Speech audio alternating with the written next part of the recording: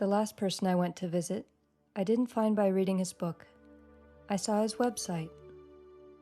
As I clicked through the pictures, I could hardly believe what I was seeing.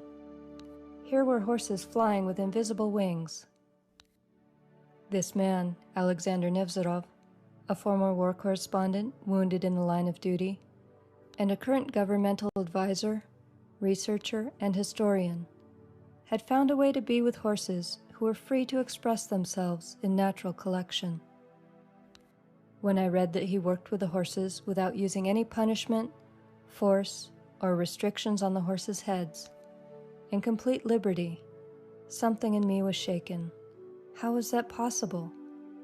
That was when I knew Russia would be my next destination.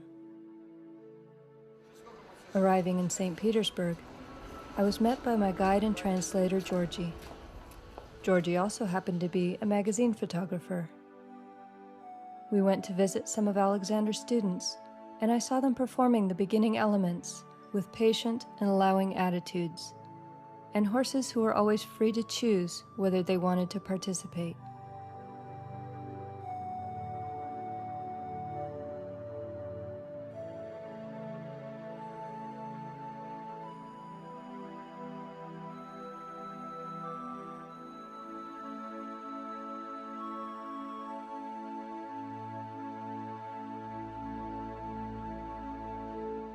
Our next stop was a Russian trail competition. The struggles between horse and rider could not have been more different than what I saw from Alexander's students.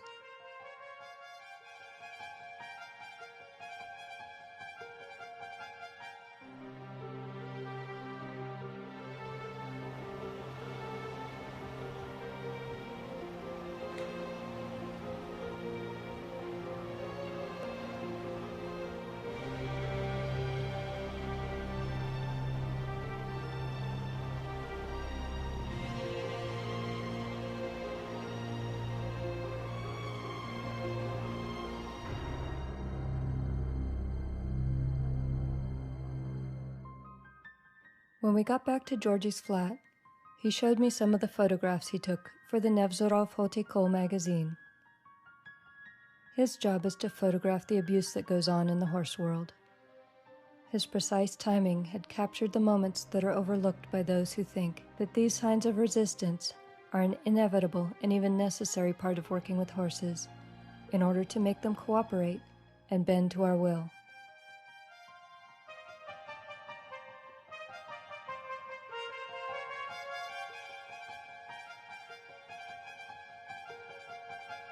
When I saw these pictures, I saw myself in them. I saw the fear of loss of control. As hard as it was to look at and admit, I realized that it was a world I had become a part of. The horses were different, but the same pain was echoed over and over again.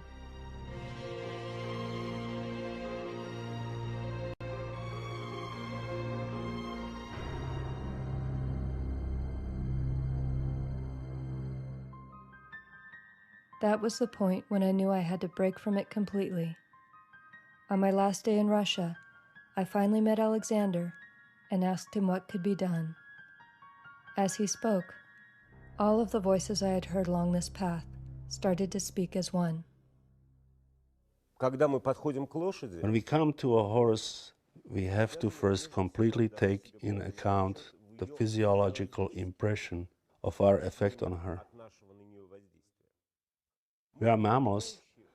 We are all physiological beings. You're listening to me with very big interest. But if, right now, we put in your pocket some burning coal, no matter how interesting I am, you will be running, screaming, and jumping around your camera, but not listening to me. Everything in us, mammals, has a great dependency on physiological feelings. And the art of speaking horse language is firstly a skill to not cause her physiological discomfort or pain.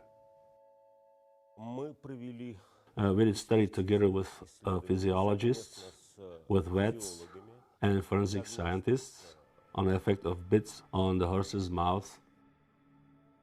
It was found out that the effect of the bits with a jerking force exceeds 300 kilograms per square centimeter, with the typical pull being 80 to 150 kilogram per square centimeter. All of these experiments were documented and signed by the very best Russian experts.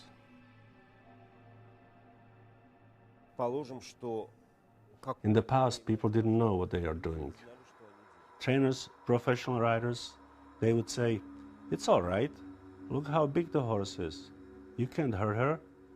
It's not that painful for her." But actually, these devices act on a very small area of the horse's head, and it's all wired with nerves, which can generate a hell of a lot of pain. Those who want to know about it, they can, but they still keep on doing it. They want to have fun.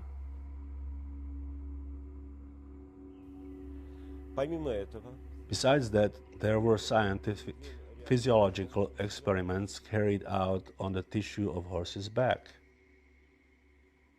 Although myology and muscle construction is almost the same with everyone, there are nuances. There are differences in innervation and thickness of muscle tissue, of course, but the compression of muscle and the trauma that it's done to the muscle, it's almost the same for every single mammal.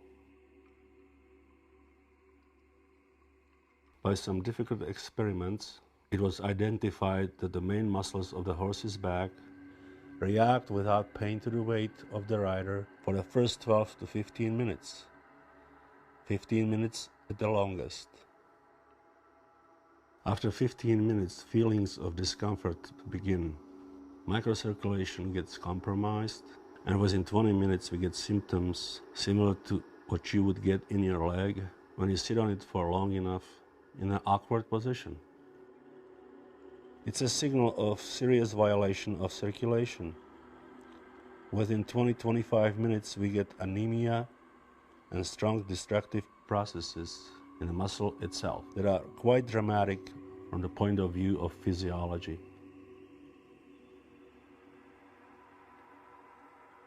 The information was startling. How could I have studied horses for so many years and not realize what was going on physiologically? I started to look for confirmation of this research. I talked to a veterinarian who is an expert in ultrasound. Her reports show that in nearly all of the horses pre-screened for back injuries, ultrasound revealed significant damage to the structures of the back. I looked at thermograms, which showed areas of inflammation in the backs of horses who were ridden. I looked in veterinary texts and journals and saw that even with the best fitted saddle, the pressure of the rider and the tightened girth was well beyond what the horse's back tissue could carry without compromised circulation and pain, beginning after only a few minutes. I now understood the necessity of bits and other devices to control the horse's head. They provide a way for the rider to offer the horse a choice. Either the horse can do what the rider demands, or they face the greater pain of a tug in their mouth or on their head, a bony area covered with thin skin and a network of sensitive nerves. Even horses who have been trained to go bridleless, if they were trained with a bridle, they have learned that the consequences of disobeying the rider's requests will be far worse than accepting the discomfort in their back, which soon enough will go numb. I went to a few local horse shows and started looking with new eyes. I would never dream of inflicting this kind of pain on a human, or even a dog or a cat. What made it okay to do this to a horse?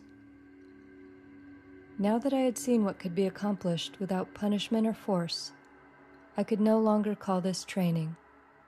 I had to call it abuse.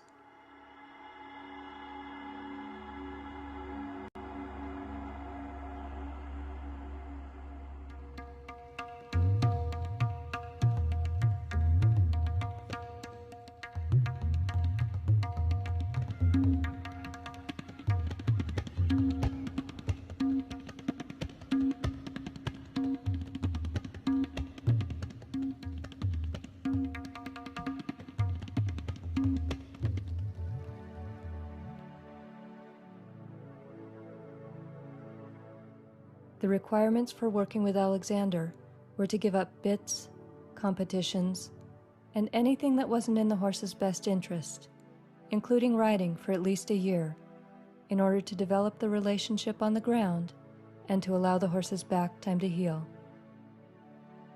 Letting go of bits and competitions was relatively easy once I opened my eyes and saw what was going on. But to give up riding? Looking at his horses, there was no denying that he had found a different way. I realized I could never have a true partnership with my horses if I was unwilling to give up control through pain. If I was going to continue along this path, it would have to be on my own 2 feet. The truth is that all of the confrontation between us and the sportsman, it fits into one small phrase. We know and believe that the horse is absolutely conscious, that she has amazing intelligence, but others don't believe it. That's where the bits and bozal and hackamore arise, and people have a relationship with the horse like she's a scary, mysterious, living piece of meat which you can use for your own pleasures.